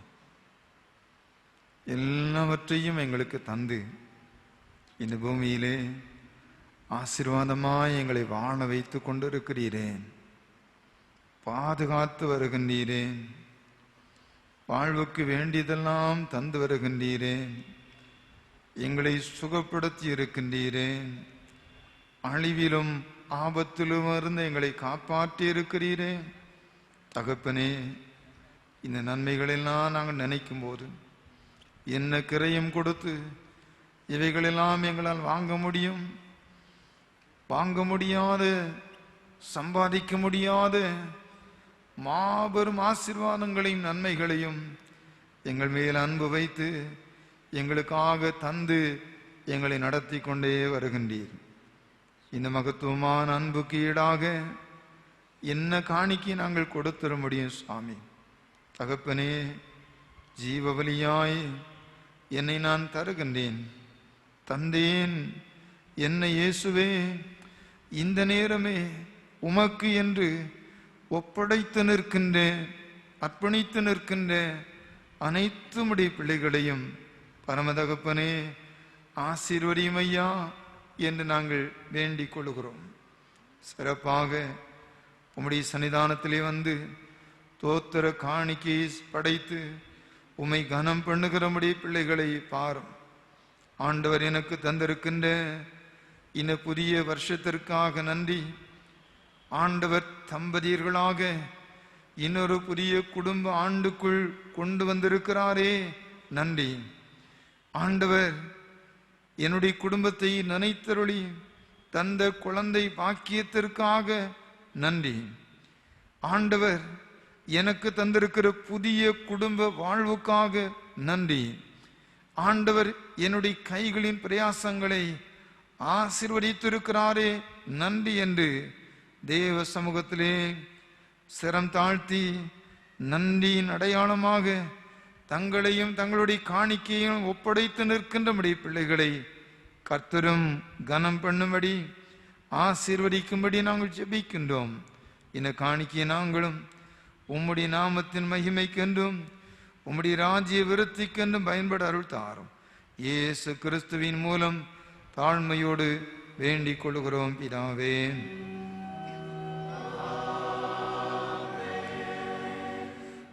ஜெபம் பண்ண கடவோம். உங்கள் பாவங்களின் நிமித்தம் முழு இருதயத்தோടെ உண்மையாய் மனஸ்தாபப்பட்டு பிறரிடத்தில் அன்பும் சிநேகமுமாயிருந்து இனி தேவனுடைய கற்பனைகளை கை கொண்டு புதிதாக்கப்பட்டவர்களாய் அவருடைய பரிசுத்த மார்க்கத்தில் நடப்போம் என்று தீர்மானித்திருக்கிற நீங்கள் விசுவாசத்தோடு சேர்ந்து உங்களுக்கு ஆறுதல் உண்டாக இந்த பரிசுத்த சாக்கிரமத்தை வாங்கிக் கொள்ளுங்கள். அதற்காக பணிவாய் முழங்கால் படியிட்டு சர்வ வல்லமையுள்ள தேவனை நோக்கி உங்கள் பாவங்களை மனத்தாழ்மையாய் அறிக்கையிடுங்கள். சேர்ந்து சொல்லுவோம்.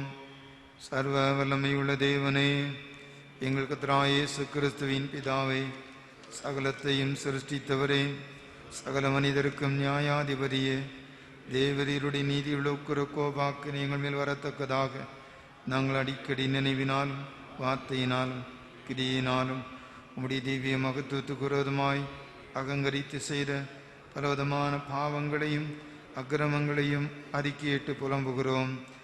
இந்த குற்றங்களை குறித்து நாங்கள் உண்மையாய் மனஸ்தாபப்பட்டு முழு மனதோடு துக்கப்படுகிறோம். அவைகளை நினைத்து வேதனைப்படுகிறோம். அவைகள் எங்களால் சுமக்கப்படாத பாரம் எங்களுக்கு இறங்கும். மிகுந்த இரக்கமுள்ள பிதாவை எங்களுக்கு இறங்கும். நாங்கள் செய்த யாவையும் உமது குமாரனும் எங்கள் கர்த்தருமாகிய இயேசு கிறிஸ்துவின் நிமித்தம் எங்களுக்கு மன்னியும். உமது நாமத்துக்கு கனமும் மகிமை உண்டாக நாங்கள் புதிதாக்கப்பட்டவர்களாய் இனி எப்பொழுதும் கூடியும் செய்து உமக்கு பிரியமாய் நடந்து வரும்படி எங்கள் கர்த்தராகிய இயேசு கிறிஸ்துவின் மூலமாய் கட்டளையிட்டருளும். ஆமேன். உத்தம மனஸ்தாபத்தோடும் உண்மையான விசுவாசத்தோடும் தம்மிடத்திற்கு மனம் திரும்புகிற யாவருக்கும் பாவ மன்னிப்பருளிச்சோம் என்று மிகுந்த இரக்கமாய் வாக்குத்தத்தம் செய்திருக்கிற நம்முடைய பரமபிதாவாகிய சர்வ வல்லமையுள்ள தேவன் நம்முடைய கர்த்தராகிய இயேசு கிறிஸ்துவின் நிமித்தம் உங்களுக்கு இறங்கி உங்கள் பாவங்கள் எல்லாவற்றையும் மன்னித்து அவைகளினின்று உங்களை விடுதலையாக்கி சகல நன்மையில் உங்களை உறுதிப்படுத்தி நிலைநிறுத்தி உங்களை நித்திய ஜீவக்கரையில் சேர்ப்பாராக.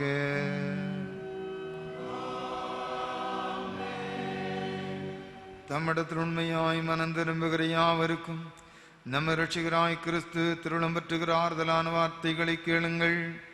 வருத்தப்பட்டு பாரம் சுமக்கிறவர்களே, நீங்கள் எல்லாரும் என்னிடத்தில் வாருங்கள், நான் உங்களுக்கு இளைப்பாறுதல் தருவேன். தேவன் தம்முடைய ஒரே பேரான குமாரனை விசுவாசிக்கிறவன் எவனோ அவன் கெட்டு போகாமல் நித்திய ஜீவனை அடையும்படிக்கு அவரை தந்தருளி இவ்வளவாய் உலகத்தில் அன்பு கூர்ந்தார். பரிசுத்த பவுல் சொல்லியிருக்கிறதையும் கேளுங்கள். பாவிகளை ரட்சிக்க கிறிஸ்து இயேசு உலகத்தில் வந்தார் என்கிற வார்த்தை உண்மையும் எல்லா அங்கீகரிப்புக்கும் பாத்திரமுமானது.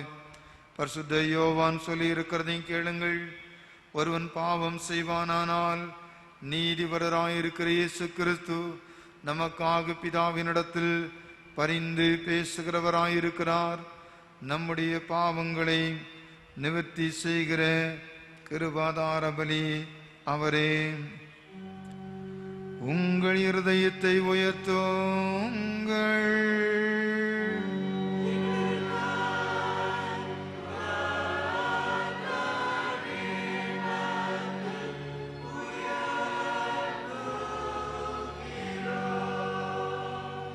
நம்முடைய கர்த்தராகிய தேவனுக்கு ஸ்தோத்திரம் செலுத்த கடவோம்.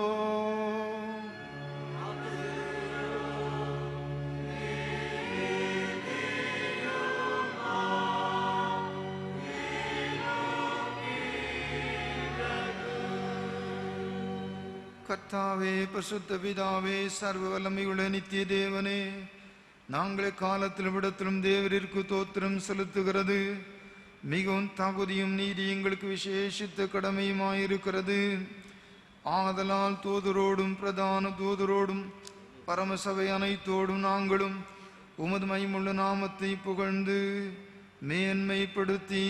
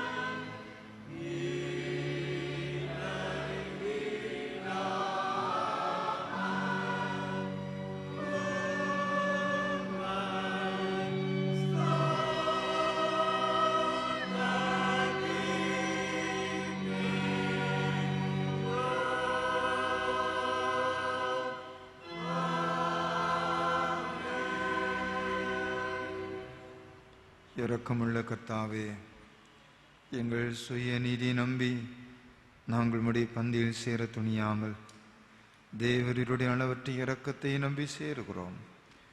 உம்முடைய மேசையின் கீழ் விழும் துணிக்கைகளையும் பொறுக்கிக் கொள்ள நாங்கள் பாத்திரரல்ல.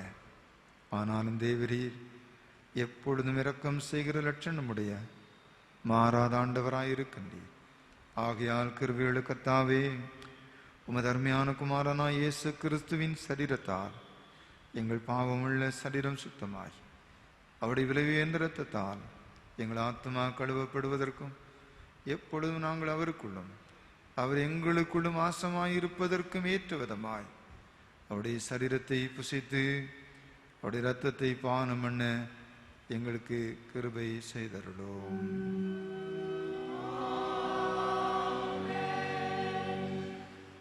சர்வ வல்லமையுள்ள தேவனே, எங்கள் பரமபிதாவே, தேவரீர் எங்களுக்கு ஒருக்குமாய் இறங்கி உம்முடைய ஒரே குமாரனாய் இயேசு கிறிஸ்து சிலுவையில் மரணம் அடைந்து எங்களை மீட்டுக் கொள்ளும்படி அவரை தந்தருளினீரே.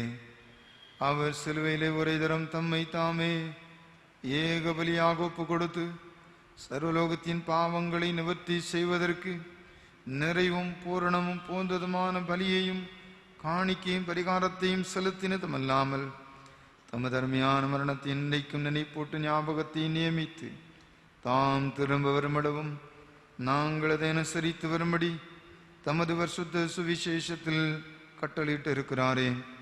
இரக்கமுள்ள பிதாவே, எங்கள் ஜெபத்தை கேட்டருளி உமது குமாரனும் எங்கள் இரட்சகருமாய் இயேசு கிறிஸ்து கட்டளையிட்ட பரிசுத்த நியமத்தின்படி நாங்கள் அவருடைய பாடுகளை மரணத்தின் நினைவு கூர்ந்து உமது சிருஷ்டி பதார்த்தங்களாகிய இனப்பத்தையும் திராட்சரசத்தையும் பெற்றுக்கொள்ளும் போது அவருடைய பரிசுத்தமுள்ள சரீரத்திற்கும் இரத்தத்திற்கும் பங்குள்ளவர்களாகும்படி கிருபை செய்தருள வேண்டும் என்று மிகவும் தாழ்மையாய் வேண்டிக் கொள்கிறோம். அவர் தாம் காட்டி கொடுக்கப்பட்ட ராத்திரியிலே அப்பத்தை எடுத்து ஸ்தோத்திரம் பண்ணி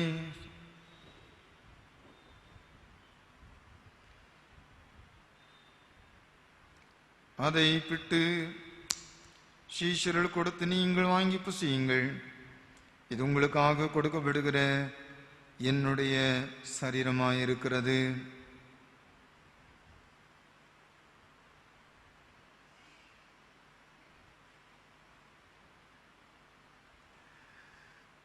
என்னை நினைவு கூறும்படி இதை செய்யுங்கள் என்றார். அப்படியே போஜனம் பண்ணின பின்பு அவர் பாத்திரத்தையும் எடுத்து ஸ்தோத்திரம் பண்ணி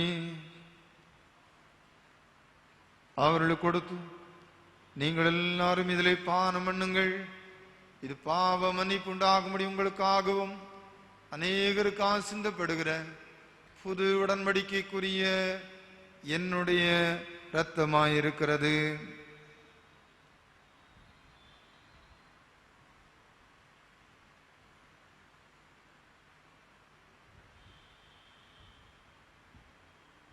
இதை பானம் பண்ணும் பொழுதெல்லாம் என்னை நினைவு கூறும்படி இதை செய்யுங்கள் என்று திருவுளம் பற்றினார்.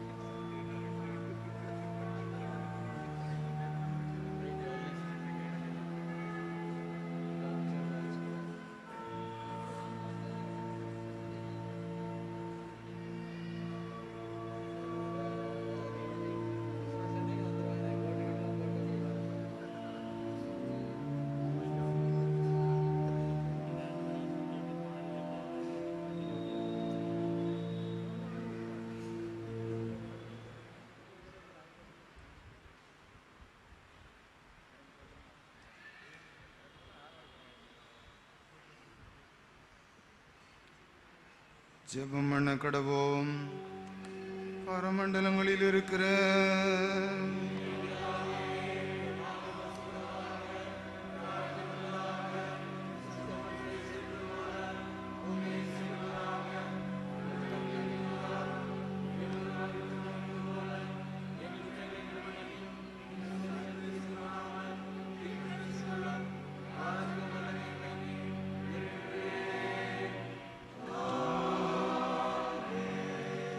நித்திய ஜீவியாயிருக்கிற சர்வ வல்லமை உள்ள தேவனை, இந்த பரிசுத்த ரகசியங்களை ஏற்றுவதமாய் வாங்கி இருக்கிற எங்களை தேவரீருமுடைய குமாரனும் எங்கள் ரட்சகருமாகிய இயேசு கிறிஸ்துவின் விலை மதியாத திரு சரீரமும் இரத்தமும் ஆகிய ஞான ஆகாரத்தினால் போஷித்ததற்காக உம்மை துதிக்கிறோம்.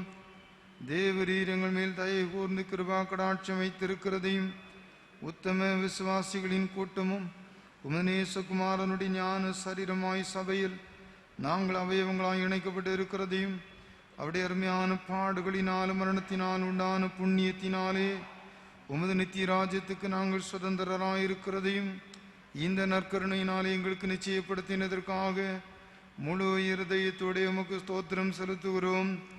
பரமபிதாவை, நாங்கள் இந்த பரிசுத்த ஐக்கியத்தில் நிலைத்திருந்து நாங்கள் செய்யும்படி தேவரீர் நியமித்திருக்கிற நற்கிரியைகள் எல்லாவற்றையும் நிறைவேற்ற உமது கிருபையை தந்திரள வேண்டுமென்று எங்கள் கர்த்தராகிய இயேசு கிறிஸ்துவை முன்னிட்டு மனத்தாழ்மையாய் வேண்டிக் கொள்கிறோம். அவருக்கும் தேவரிற்கும் பரிசுத்த ஆவிக்கும் சகல கனமும் மகிமையும் என்றென்றைக்கும் உண்டாவதாக.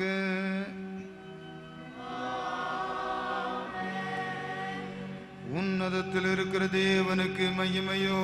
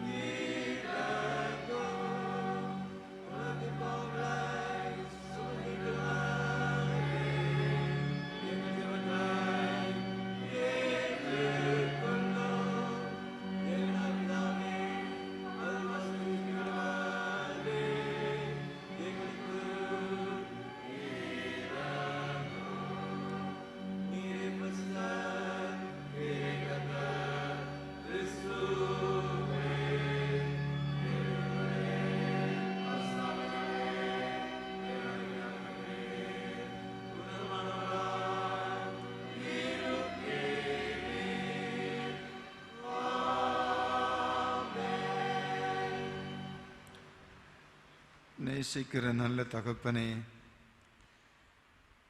நீர் எங்கள் எல்லாருடைய வாழ்க்கையிலேயும் உம்மை அப்பா பிதாவே என்று கூப்பிட பண்ணுகிற புத்திர சுவிகார உரிமையை உம்முடைய ஆவியினாலே நீர் எங்கள் எல்லாருக்கும் உத்தரவாதம் பண்ணியிருக்கின்றீர். உமக்கு நாங்கள் கோடான கோடி தோத்திரங்களை செலுத்துகிறோம். உம்முடைய பிள்ளைகள் இதோ உம்முடைய சமூகத்திலே வந்திருக்கிறோம். தகப்பனே, அப்பத்தை கேட்டால் கல்லை கொடுக்க மாட்டீரே, மீனை கேட்டால் பாம்பை ஒருபோதும் கொடுக்க மாட்டீரே, முட்டை கேட்டால் தேளை கொடுக்க மாட்டீரே. நாங்கள் வேண்டிக் கொள்ளுகிறவைகளெல்லாம் நீர் எங்களுக்கு தருகிறவர். நன்மையானவைகளை எங்கள் எல்லாருடைய வாழ்க்கையிலேயும் தருகிறவர் சுவாமி. அந்த நல்ல தகப்பன் இதோ இந்த ஆராதனை நேரத்திலேயும் உம்முடைய அன்பு பிள்ளைகள் எல்லாரையும் சந்தித்திருக்கிறபடியினாலும் நீரே உம்முடைய பிள்ளைகளை ஆசீர்வதிக்க வேண்டுமென்று உம்முடைய நாமத்திலே நாங்கள் வேண்டிக் கொள்கிறோம் ஐயா. என்னை ஆசீர்வதித்தால் ஒழிய உம்மை போக விட மாட்டேன் என்று பற்றி பிடித்து கொண்டாரே, அதே போலத்தான் இப்போதும் இந்த பேராலயத்திலிருந்து நாங்கள் புறப்பட்டு போவதற்கு முன்பதாக சிரம் தாழ்த்தி நிற்கின்ற நாங்களும் ஐயா, நீர் எங்களை ஆசீர்வதியும். எங்களை ஆசீர்வதித்தால் ஒழிய எங்களுக்கு விமோச்சனம் இல்லை, நாங்கள் உம்மை விடுவதில்லை என்று உறுதியாய் உமக்கென்று காத்திருக்கின்ற உம்முடைய அன்பு பிள்ளைகள் எல்லார் மேலும் தகப்பனே வானத்தை திறப்பீராக. பரத்திலிருந்து நன்மைகளும் ஆசீர்வாதங்களும் உம்முடைய பிள்ளைகளுக்கு நேராய் இறங்கி வரட்டும். ஜோதிகளின் பிதாவே, நன்மைகளின் பிறப்பிடமே, உம்முடைய பிள்ளைகள் எல்லாரையும் கண்ணோக்கி பாரும். ஒவ்வொருவருடைய வாழ்வின் தேவைகளையும் நன்றாய் அறிந்திருக்கின்றீரப்பா. தகப்பனே, எங்கள் நாவிலே சொல் பிறவாததற்கு முன்னமே நீர் அவைகளெல்லாம் அறிந்திருக்கின்றீரப்பா. அந்த ஆதி ஞானம் படைத்த தேவகுமாரனாகிய கடவுள் எங்கள் எல்லாருடைய வாழ்க்கையிலேயும் ஆண்டவரே எங்களுக்கு வேண்டியதெல்லாம் தந்து எங்களை ஆசீர்வதித்து நடத்த வேண்டும் என்று இயேசுவின் நாமத்திலே மன்றாடி ஜெபிக்கின்றோம். தேவனாய் கர்த்தருடைய கரம் அனைவர் மேலும் அமரட்டும். அனைவருடைய கரத்தையும் பிடித்து கொள்ளட்டும். நடக்க வேண்டிய வழியை காட்டும். நல்ல ஆலோசனைகளை சொல்லும். உம்முடைய பிள்ளைகள் புகழ்ச்சியிலும் கீர்த்தியிலும் மகிமையிலும் சிறந்திருக்கும்படி செய்து நீரே ஆசீர்வதித்து உயர்த்தும்படியாய் நாங்கள் ஜெபிக்கின்றோம் ஐயா. உயர்ந்த அடைக்கலத்திலே வைக்கப்படட்டும் என்று இயேசுவின் நாமத்திலே மன்றாடி ஜெபிக்கின்றோம் அப்பா. நீரே பொறுப்பேற்றுக் கொள்ளும் ஆண்டவரே. அருமையான சிறு பிள்ளைகள் எல்லாரையும் பாதுகாத்து கொள்ளும். தேவ ஞானத்தினாலே நிரப்பும்படியாய் ஜெபிக்கின்றோம். வாலிபர்களுக்காக ஜெபிக்கின்றோம் ஆண்டவரே. நல்ல கல்வி அறிவையும் தேவ ஞானத்தையும் உம்முடைய பிள்ளைகளுக்கு தந்து நடத்தும்படியாய் ஜெபிக்கின்றோம். வேலை வாய்ப்புக்காக பிரயாசப்படுகிறவர்கள் ஆண்டவரே, ஒரு நல்ல குடும்ப வாழ்க்கையை எனக்கும் அமைத்து தாருமே என்று காத்திருக்கிற நம்முடைய பிள்ளைகள் ஆண்டவரே, என் பிள்ளையையும் நினைத்தருளுமே என்று தேவ சமூகத்திலே மன்றாடி நிற்கின்ற பெற்றோர் எல்லாருடைய ஜெபத்தையும் கேட்டு பிள்ளைகளின் வாழ்க்கையிலே நன்மைகளை காணும்படி செய்வீராக. குடும்ப அங்கத்தினர்கள் எல்லாரையும் கரத்திலே ஒப்புக் கொடுக்கிறோம் ஆண்டவரே. நல்ல குடும்ப தலைவர்களாக, நல்ல குடும்ப தலைவியர்களாக ஆண்டவரே நீர் எதிர்பார்க்கின்ற கிறிஸ்தவ இல்லறத்தை கட்டி எழுப்புகிறவர்களாக நீரே அனைவரையும் ஆசீர்வதித்து பயன்படுத்தும். குடும்பத்தை குறித்தோ, வேலையை குறித்தோ, பிள்ளைகளை குறித்தோ, எதிர்காலத்தை குறித்தோ கலங்கி நிற்கிறபடி பிள்ளைகளுக்கு நீரே நம்பிக்கையாயிருப்பீராக. நீரே நம்முடைய பிள்ளைகளுக்கு உதவி செய்தருளும்படி ஜெபிக்கின்றோம். எல்லா குடும்பங்களில் இருக்கிற பெரியவர்களையும் தகப்பனே ஆதரித்தருளும் என்று ஜெபிக்கின்றோம் ஐயா. முதிர் வயது வரைக்கும் நீர் எங்களை தள்ளிவிடாத கடவுள், பலன் ஒடுங்கும் போது கைவிடாத கடவுள் ஆண்டவரை ஏந்தி இருக்கிறீர், தாங்கி இருக்கிறீர், சுமந்திருக்கிறீர், தப்புவித்தும் இருக்கின்றீரப்பா. இனியும் அப்படியே செய்யும் என்று எல்லா குடும்பத்தின் பெரியவர்களையும் ஒப்படைத்து ஜெபிக்கின்றோம். பலவீனமாயிருக்கிறவர்கள் எல்லாரையும் பரம தகப்பனே உம்முடைய கரம் தொடட்டும் ஆண்டவரே. உம்முடைய பிள்ளைகளுடைய பலவீனங்களிலே உம்முடைய பலன் பூரணமாய் விளங்கட்டும் என்று நாங்கள் ஜெபிக்கின்றோம். வெளியிடங்களிலே வெளிநாடுகளிலே வாழுகிற எங்கள் குடும்ப அங்கத்தினர்கள் எல்லாரையும் நினைக்கிறோம் ஆண்டவரே. பண்டிகை நாட்களிலே பிள்ளைகளோடு பெற்றோரோடு குடும்பமாக கொண்டாடி மகிழுகின்ற வாய்ப்பை நான் இந்த வருஷத்திலே இழந்து விட்டேனே என்று கலங்கி இருக்கிற நம்முடைய பிள்ளைகள் இருக்கிற இடங்களிலே, இருக்கிற தேசங்களிலே நீர் கூடவே இருக்கிறபடியினாலே சந்தோஷத்தையும் மகிழ்ச்சியையும் ஆறுதலையும் உம்முடைய அன்பின் அரவணைப்பையும் பெற்றுக்கொள்ள நீரே உதவி செய்திட வேண்டும் என்று நாங்கள் ஜெபிக்கின்றோம். தகப்பனே, கேட்ட தேவனுடைய வார்த்தைக்காக தோத்திரம் ஐயா. ஆண்டவரே, திருவருகை ஆதரவுக்கான எதிர்பார்ப்பு என்று எங்களுக்கு கற்றுக் கொடுத்திருக்கின்றீர் ஐயா. ஆதரவில்லாதோர் இல்லம், ஆதரவற்று இருக்கிற மக்கள், எளியவர்கள், தாழ்மையானவர்கள், சிறுமைப்பட்டு இருக்கிறவர்கள், சமுதாயத்தினாலே புறக்கணிக்கப்பட்டு இருக்கிறவர்கள், அங்கவீனமுள்ளவர்கள் எல்லாரையும் ஆதரிக்கும்படி இயேசுவின் பிறப்பு அமைந்திருக்கிறது. ஆண்டவரே, திருவருகை ஆறுதலுக்கான எதிர்பார்ப்பு சுவாமி. ஆண்டவரே, ஆறுதல் வர காத்திருந்தமுடைய பிள்ளைகள் ஆறுதலை உம்மிலே கண்டுபிடித்து விட்டார்களே, அப்படியே கண்ணீரோடும் வேதனையோடும் வருத்தத்தோடும் வாழ்ந்து கொண்டு இருக்கிறபடி பிள்ளைகளை ஒரு தாயை போல தேற்றும், ஒரு தகப்பனை போல ஆண்டவரே உம்முடைய பிள்ளைகளை சுமந்து கொள்ளும், ஆசீர்வதித்து நடத்தும்படியாய் ஜெபிக்கின்றோம். திருவருகை மீட்புக்கான எதிர்பார்ப்பு என்பதை கற்றுக் கொடுத்திருக்கின்றீர் ஐயா. ஆண்டவரே, மீட்கும் பொருள் எங்களுக்கு கிடைத்து விட்டது. நாங்கள் இனி அடிமைகள் இல்லை. எங்கள் அடிமைத்தனத்திலிருந்து மீட்கும்படி மேசியா வந்திருக்கின்றீர் என்பதை உணர்ந்து இனி மீட்கும் பொருளுக்காக நன்றி செலுத்துகிறோம். உம்முடைய கரத்தில் எங்கள் எல்லாரையும் ஒப்படைக்கிறோம். ஆண்டவர் பொறுப்பேற்றுக் கொள்ளும், ஆசீர்வதித்து அனுப்பும். இயேசு கிறிஸ்துவின் மூலம் தாழ்மையோடு வேண்டிக் கொள்கிறோம் பிதாவே.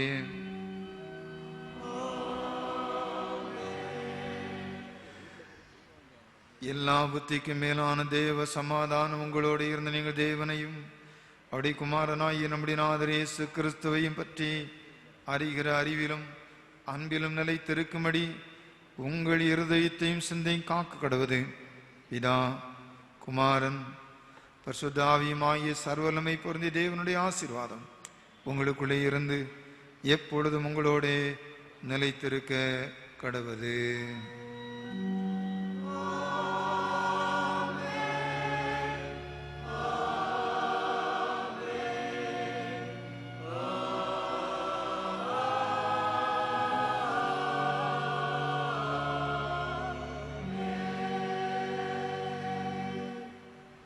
பின்பவனி கீதம், கீதங்கள் 107 பாடுவோம். ஆரிவர் ஆறாரோ 107வது கீதங்கள் பாடுவோம்.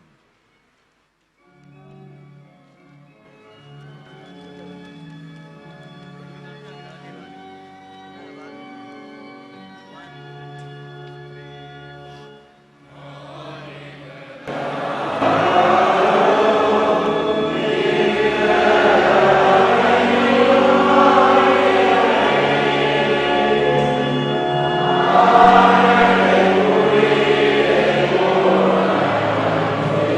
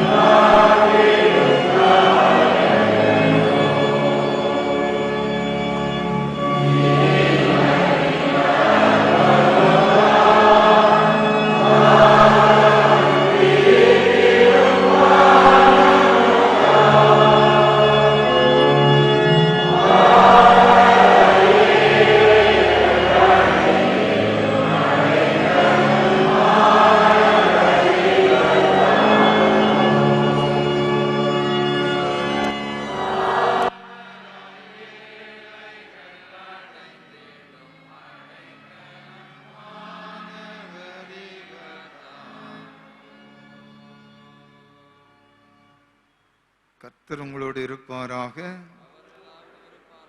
சமாதானத்துடனே சென்று வருவோம்.